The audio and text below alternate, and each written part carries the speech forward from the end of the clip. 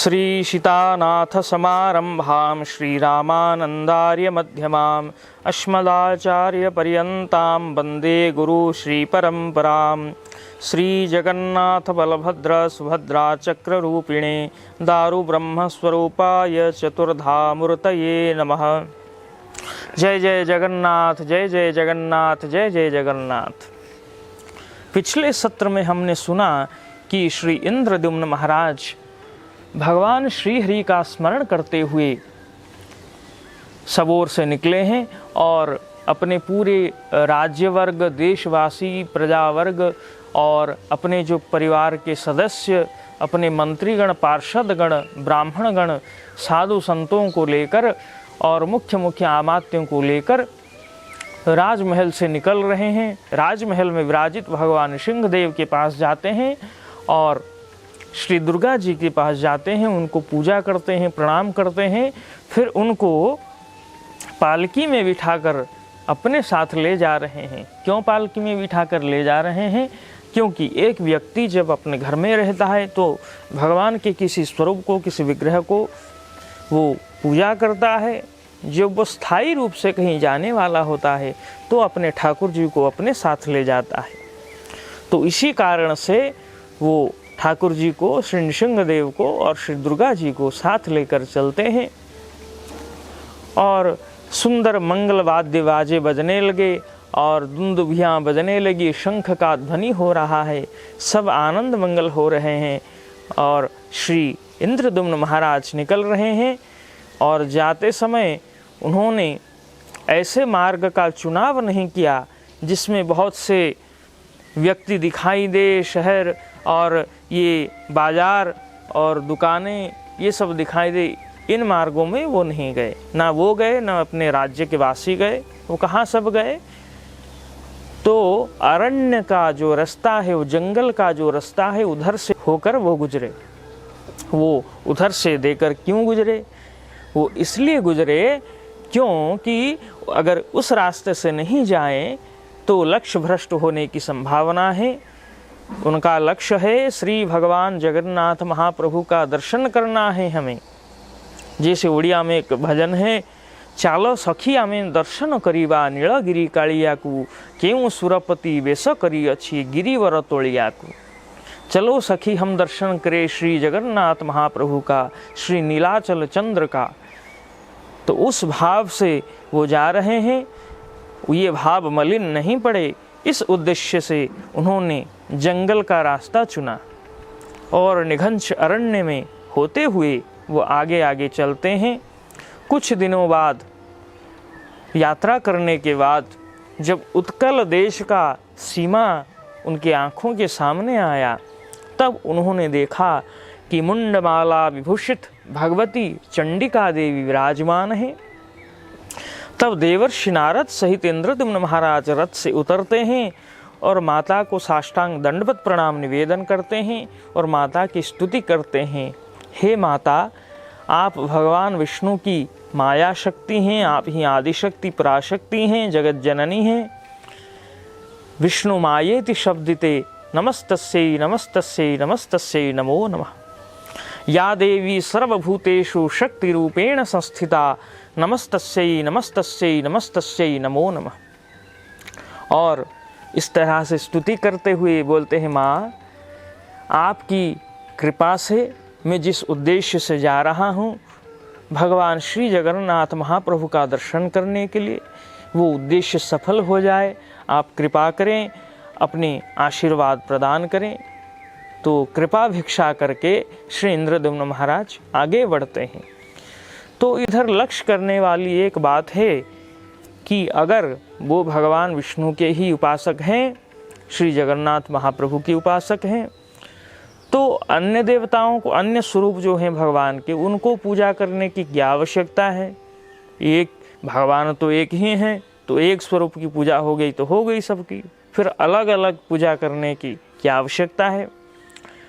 तो ठीक उसी तरह हम श्रीमद् भागवत महापुराण में देखते हैं कि जब गोपांगनाएं भगवान श्री कृष्ण के ह्लादिनी शक्ति श्रीमती राधा रानी और उनके श्रीअंग अभिन्न श्रीअंग स्वरूपा ब्रजांगनाएं वो भगवान श्री कृष्ण को पति के रूप में प्राप्त करना चाहती हैं और माँ कात्यायनी की पूजा व्रत उपवास करती हैं, अनुष्ठान करती हैं और माता को मांगती हैं, कात्यायनी महामाये महायोगिन्यधीश्वरी नंदगोपसुतं देवी पतिं मे कुरुते नमः।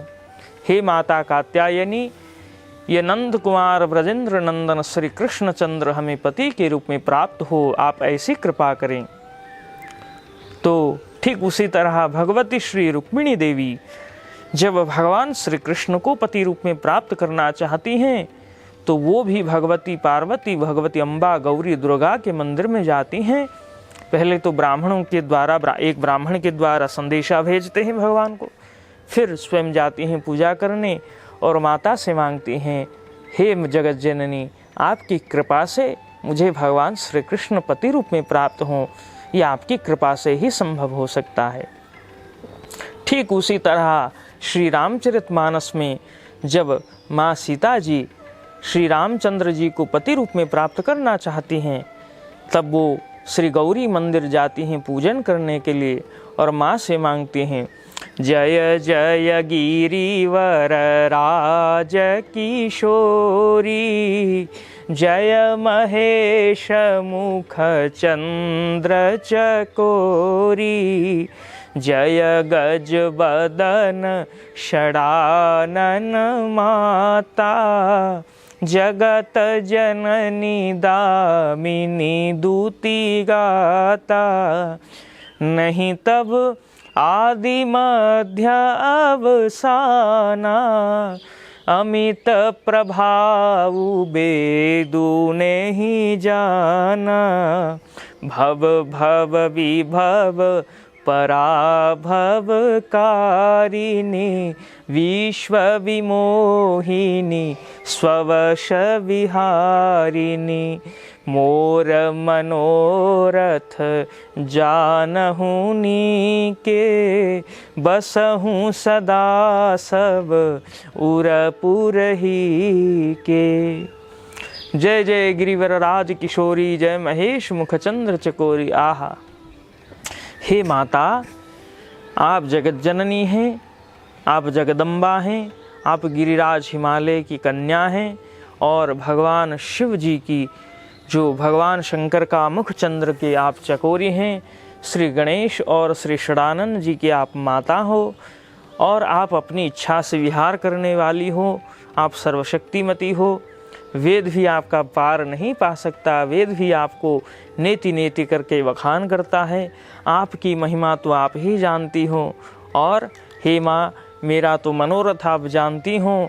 भगवान श्री रामचंद्र मुझे पति रूप में प्राप्त हो, यही कृपा करें। तो भगवती गौरी जी ने ये स्वीकृति प्रदान की, अपनी माला को गिरा दिया है और इस तरह से स्वीकृति प्रदान की है। तो यहाँ देखते हैं कि तो इस तरह से दुर्गा जी की उपासना करके सबने भगवान विष्णु को भिन्न भिन्न रूप से प्राप्त किया है। तो ये क्यों है? और एक बात हम देखते हैं, जब भगवान देवर्षि नारद जब श्री इंद्रदुम्न महाराज को विष्णु भक्तों के लक्षण के बारे में बोल रहे हैं, तब ये बोल रहे हैं कि जो भगवान विष्णु के उपासक हैं वो शंकरादि देवताओं के भी उपासना करते हैं, शंकरादि देवगणों की अर्चना करते हैं। तो ये क्यों करते हैं? तो इसलिए करते हैं कि हमारा जो सनातन शास्त्रीय सिद्धांत है, सनातन भारतीय हिंदू संस्कृति है, तो उसके अंतर्गत जो जितने भी ग्रंथ हैं, शास्त्र हैं, मुख्य रूप से श्रुति, स्मृति, इतिहास और पुराण को कहा जा रहा है। सबको, सबके प्रतिनिधि के रूप में श्रुति अर्थात वेद और स्मृति अर्थात भगवान ने जब ऋषि मुनियों के रूप में अवतार लेकर जो स्मृति ग्रंथों की रचना की है, जैसे मनुस्मृति, याज्ञवल्क्य स्मृति, वैष्णव स्मृति, हारित स्मृति, भारद्वाज स्मृति, तो इस तरह से स्मृति ग्रंथ सब हैं।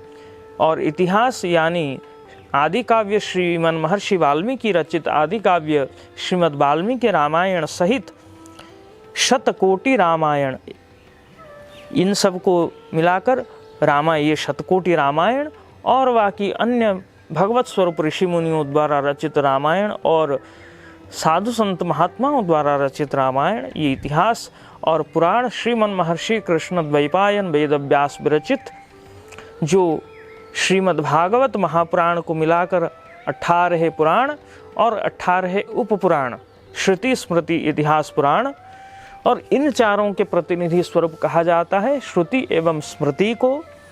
और स्मृति, श्रुति और स्मृति के अनुसार श्रौत और स्मार्त कर्म कहा जाता है, श्रौत और स्मार्त सिद्धांत कहा जाता है। और इन दोनों का भी संक्षिप्त रूप है केवल स्मृति, स्मृति के अनुसार स्मार्त, तो स्मार्त सिद्धांत। तो अर्थात शास्त्रीय सिद्धांत के अनुसार एक ही परब्रह्म 5 कृत्यों का निर्वाह करने के लिए, जीवों के ऊपर कृपा करने के लिए एक होते हुए भी 5 रूप में, मुख्य रूप से 5 रूपों में प्रकट होते हैं, और विस्तारित रूप में तो अनेक रूपों में प्रकट होते हैं। तो वही परब्रह्म जीवों को सृष्टि करने के लिए भगवान ब्रह्मा के रूप में या भगवान सूर्य नारायण के रूप में प्रकट होते हैं। वही परब्रह्म पालन करने के लिए भगवान विष्णु के रूप में प्रकट होते हैं। वही परब्रह्म संहार करने के लिए भगवान शिव के रूप में प्रकट होते हैं। वही परब्रह्म कृपा करने के लिए, अनुग्रह करने के लिए, स्नेह करने के लिए जीवात्माओं को गणेश जी के रूप में प्रकट होते हैं।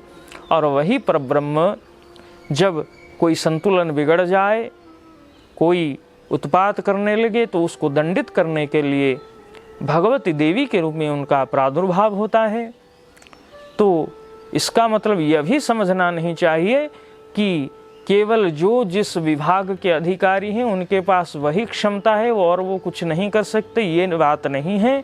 सब स्वरूप सब कुछ कर सकते हैं, क्योंकि एक ही परमात्मा भिन्न रूप में प्रकट है, अर्थात सबके पास सब कुछ करने की क्षमता है, किंतु व्यवहारिक दृष्टि से एक एक विभाग का दायित्व ले रहे हैं। तो ऐसे ही